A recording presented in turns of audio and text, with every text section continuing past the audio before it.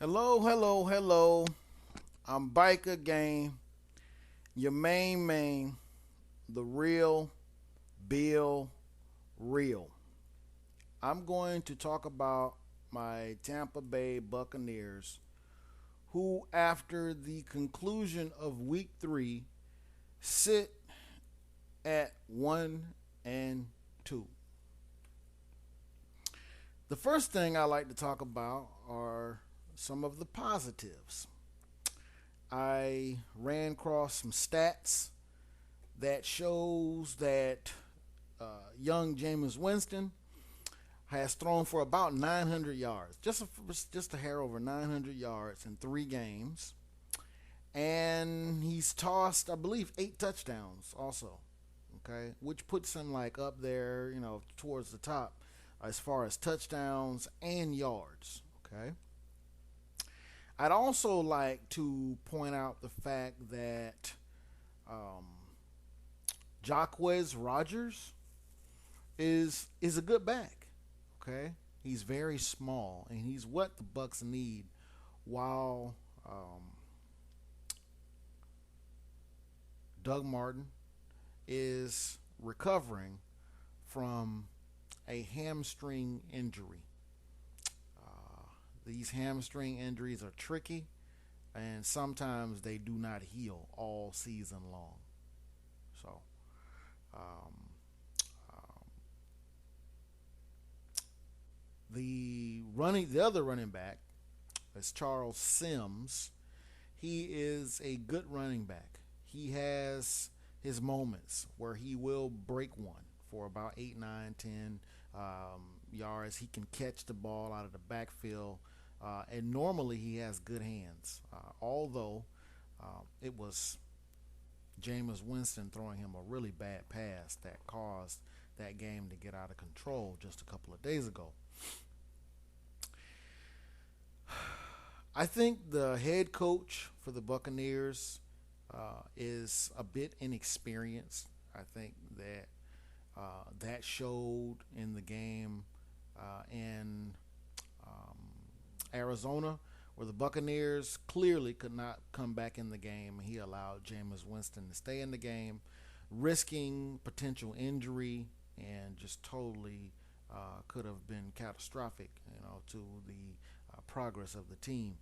Also, at the end of the game, he had 3 timeouts, and when the ball was thrown to Charles Sims and he did not go out of bounds, the clock continued to run from about 40 seconds and all the way down to like 20 seconds. So I think there was some mismanagement there at the end of the game. Um, I'd also like to talk about the waiving of the tight end, Austin Safarian Jenkins. As you guys saw in game one, in the first game against the Atlanta Falcons, he caught a very good pass, and at almost 6'7", he is a matchup problem. And from my understanding, he basically talked himself into a DUI because he was going to be given a warning. And even after he was arrested, they gave him an opportunity to basically sober up and then, blow. And he refused to blow. Okay, so which led to him getting fired from his employer. So that was rather boneheaded. He had also had a DUI from 2013, but I think that the Bucs may have jumped the gun a little bit on releasing him because at the end of the game, when the Bucs basically needed a really tall player to catch a jump ball, it came back to bite them in the butt that they did not have that player. Now you do have 2 6'5" wide receivers in Vincent Jackson and in Mike Evans, but as I'm going to get around to them, they were not able to um, connect with Winston at the conclusion of that game. Since I've just brought his name up, there's definitely something wrong with Vincent Jackson. Vincent Jackson is a step too slow. He's definitely long in the tooth.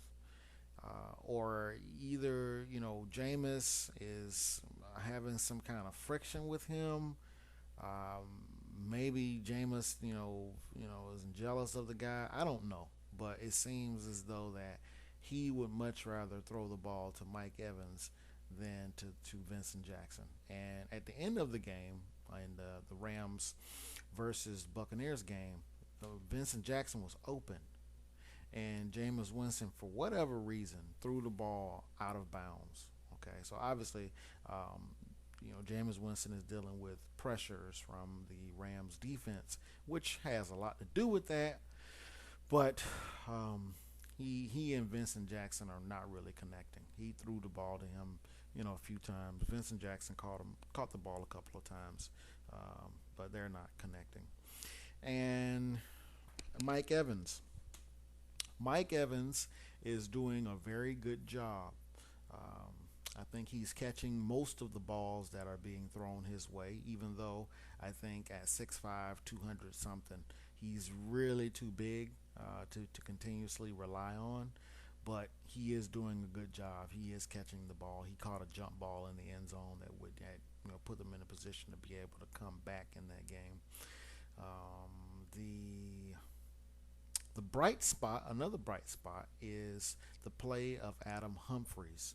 This guy is a new Wes Welker, and I would like to see them throw the ball to him on those screens a lot more, because whenever he has thrown the ball with those screens, whenever they're set up properly, he takes off about 30 to 40 yards every time.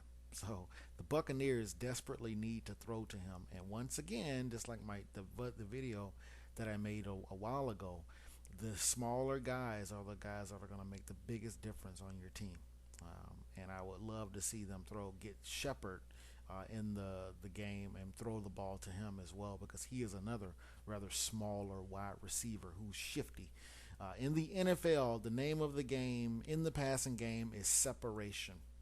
The broadcasters talked about this during the Rams Buccaneers game. How basically, if you can't get any separation, they talked about Mike Evans not being able to get separation, which is one of his weak points. You can't get open. Okay, so I like to see the Buccaneers start throwing to Adam Humphries more, to Shepard more. Seems like every time they throw the ball to Cameron Brady catches the ball, he's good, to catch a touchdown too, around the red zone too. The offensive line is missing Sweezy, who went out with some type of knee or shin or ankle problem, something like that. This was during preseason, so he's supposed to be back maybe in about 3 or 4 weeks. So that has a little bit to do with the offensive line. And I think overall, the Buccaneers offensive line has held up pretty well. In 3 games, I have not seen a defense being able to just come get Jameis Winston when they want to. Okay, although the Rams were able to tip the ball out, pick it up, scoop it up, and take it in for a touchdown. That was a rather fluky play. And the tight ends, obviously, Safarian Jenkins, he was very big and clunky, so he wasn't really making that many plays in the passing game. So I think the Cameron Brate and the other guy, I forget what his name is, I think they're doing a serviceable job. They're not, their numbers are not, out there, but they're doing okay. The special teams, it goes without saying. I mean, there's something going on with the kicker, Robert Aguayo. He missed a 41-yard field goal, and he missed an extra point. That was a difference of 4 points. Had he not missed those kicks at the end of the game, the Buccaneers would not have had to go for two times, and did not get those those 4 points that they were looking for. And at the end of the game, when they were able to drive the ball down, a simple field goal would have been able to win it. Although I doubt if he would have been able to come through on that field goal. So That's something that is a bit troubling as a Buccaneer fan to see a guy who was drafted in the second round, a kicker, and to have some struggles. In my opinion, he's probably about 40, 50%. And as a field goal kicker, your percentage on kicking field goals should be way up, in the 70 to 80% range. So there's something going on there. I'm not really sure what's happening with him. If it's a bad spot, or if he's trying too hard, or I don't know. But that is something that needs to be fixed, and they need to just stick with him, and get him whatever help he needs. But he is hurting the team, and as he did just a couple of days ago in that Rams Buccaneers game. The punt return, kick return team, I think is all right. There's some decent players on there. As I said before, Shepard, Russell Shepard is on the kick return, punt return team, and I think he should be a part of the offense a lot more. Although he does a pretty good job on those two teams. Overall, like I said, though the punt return, kick return game of the Buccaneers is pretty decent. I don't really see any teams that are able to really run and really break free and just really get great field position as a result of them not being in their gaps or not tackling well. So that's a decent neutral position on the team. Although Robert Aguayo's low percentage of accuracy when it comes to field goals and point afters, I would say get some. I'd say a C plus. All right. The offense, I would say, as a result of Winston's numbers, and I would give the offense a C minus also. The defense. The defense is missing a dominant defensive tackle alongside Gerald McCoy. The guy that I want to talk about, dang it, I don't remember what his name was, and that's not like me. But anyways, the bright-skinned fellow, very stocky guy that the Buccaneers allowed to go to the Jacksonville Jaguars about 3 years ago. And during that season, the Buccaneers were the number one run defense in the NFL. As always, the Buccaneers have a really bad tendency of letting their good players go. So, as a result of that, the Buccaneers' run defense has suffered, and their ability to really rush the passer and cause some havoc has been greatly affected as a result of allowing that one guy to go. I should have had his name ready, but you guys know who I'm talking about.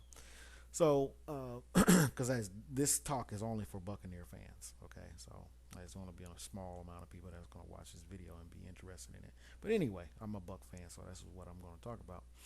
And the play of the Jaquez Smith has been sorely missed because he went out with a knee injury. They had him playing on special teams. I don't know why he was playing on special teams, but in the Atlanta game, he suffered a knee injury and he was lost for the season. So that has greatly affected the Buccaneers' ability to put pressure on the quarterback. And anybody who knows anything about football knows that if you can't put pressure on the quarterback, then the quarterback is going to sit back and he's going to pick your defense apart. And another reason why that the quarterbacks have been able to pick the Buccaneers apart is due to the fact that they are allowing a rookie, a real rookie, in Vernon Hargraves to play.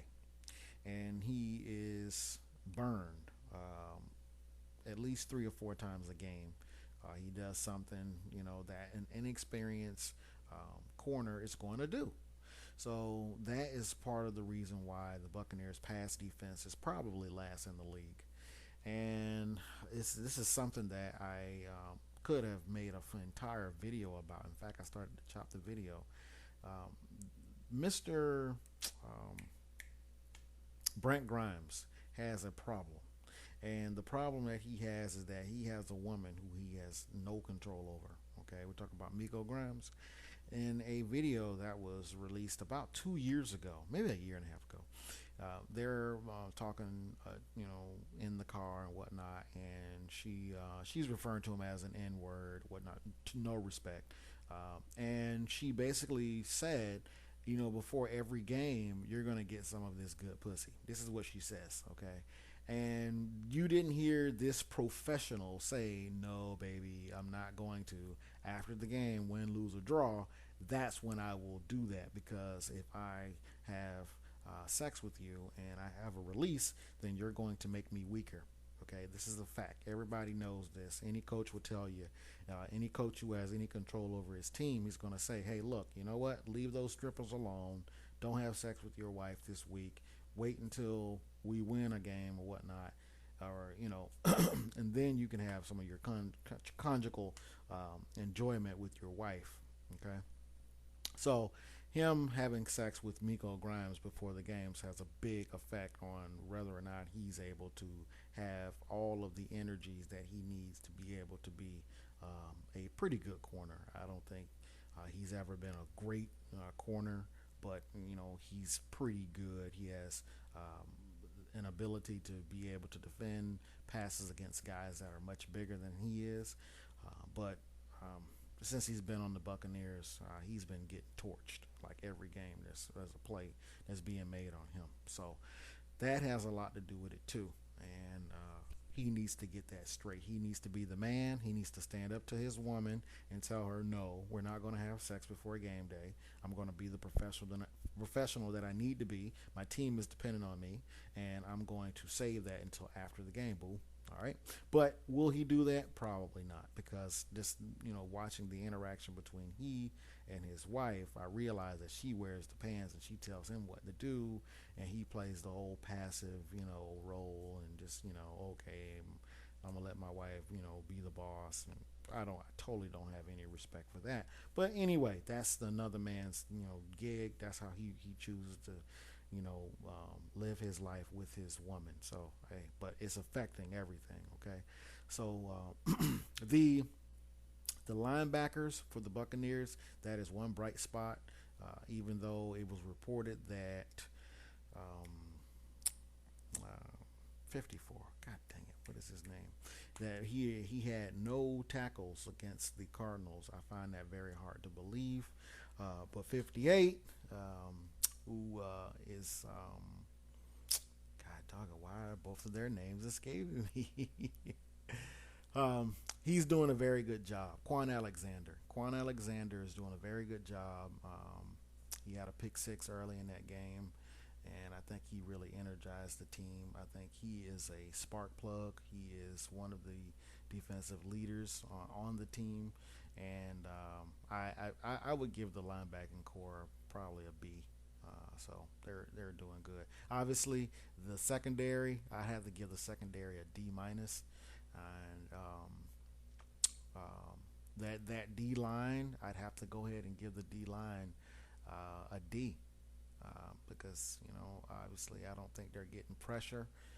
They are stopping the run. I will say that they are. I don't see any running backs being able to just run up the middle. I mean, there's like a rare chance where a running back will run up the middle and they'll get like a big chunk of yards. But the Buccaneers' run defense, for whatever reason, is holding a lot of running backs in check, but they're giving up the pass as a result of it. So they're stopping the run, but they're getting torched in the pass game. So that's not really good. I think that the Buccaneers are in need of picking up a junkyard dog. As you see, they allowed their junkyard dog to go to the Seattle Seahawks. I forget the guy with the beard. They wouldn't pay him the money. In fact, yeah, they'd let him go. I think for like $10 million or something like that. But they let their player go. As you see, LeGarrette Blount is in New England. Last year, obviously he had Peyton Manning throwing the ball there, but Talib Akib, he gets a Super Bowl. couldn't do enough to keep Revis. Although I don't think keeping Revis would have been worth it. But the Buccaneers have a long history of letting good players go, and they go to other teams and they stay show out. They do a really good job. So the Buccaneers right now, they need a junkyard dog, left end, somebody that they can maybe find off the street. Maybe somebody on the practice squad that can come in and be, havoc. Oh, Roy Ayers, but before he got hurt, I would give him a B. I think he's doing a really good job. And they need a junkyard dog to create some havoc. And what they need is they need to start throwing to Russell Shepard, and they need to find a way to be able to open up some running lanes and let Jacquizz Rodgers do his thing, and get Robert Aguayo in to see a hypnotist, which can hypnotize him into making all of his kicks. So I think if those things can be done, I think they could quite possibly pull off a upset and beat the Denver Broncos at home. Will that happen? Remains to be seen.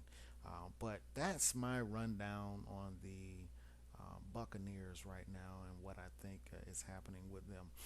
If you would like to comment on this video, feel free to let me know what you think about it. But that's my video for today. I will talk to you later. Peace.